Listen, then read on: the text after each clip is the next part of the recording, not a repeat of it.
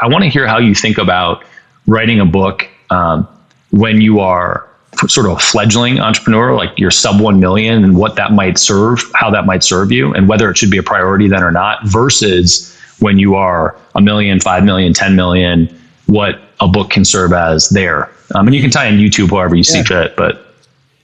Well, I mean, I think under 1 million, it's using a book to get your first or your next customers. And when you're over 1 million, it's solidifying frameworks so that you can scale, right? And so when I think about, so with my book published, right, like the first edition of this book, I published it in 2016. And actually had a book before this that helped us go from 0 to $1.32 million in the first 11 months or so. And we used the book to get leads, and leads to turn into self-publishing school, right? Then did this book in 2016. And then that has kind of been like, that book's brought in, millions of dollars in customers, and probably millions of dollars per year in customers. And so that was kind of getting early traction. And then now when I came back and wrote the second edition, it was solidify frameworks and scale.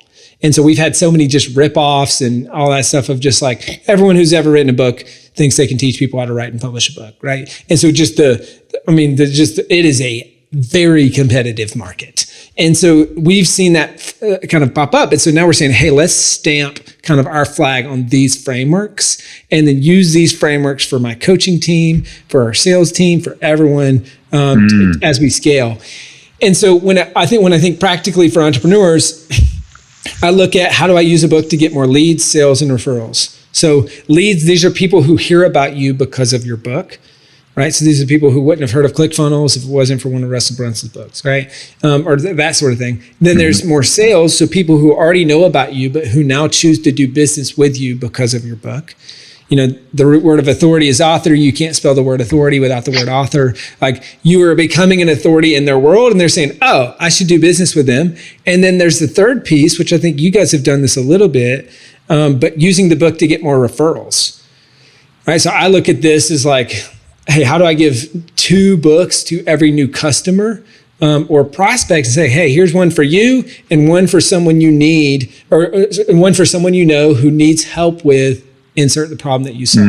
Right? And so when I think about early stage, it's all right, what are the broken record conversations that you have with every new client or prospect? What are the objections people have before they do business with you, or the things that you're going through in onboarding? Write a book about that.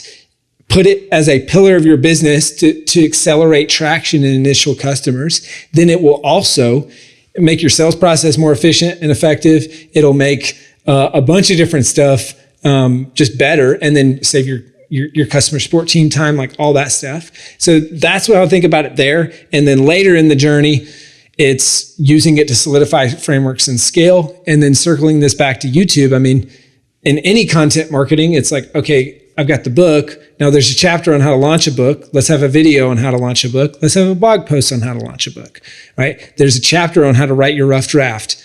There's a video on how to write a book. There's a blog post on how to write a book, right? And so it's all right, let's again, back to the leverage thing. How do we use this to bring leverage in the content that we're creating? So no matter the modality that people prefer, they can find us in that modality, and that will lead to them doing business with Self-Publishing School.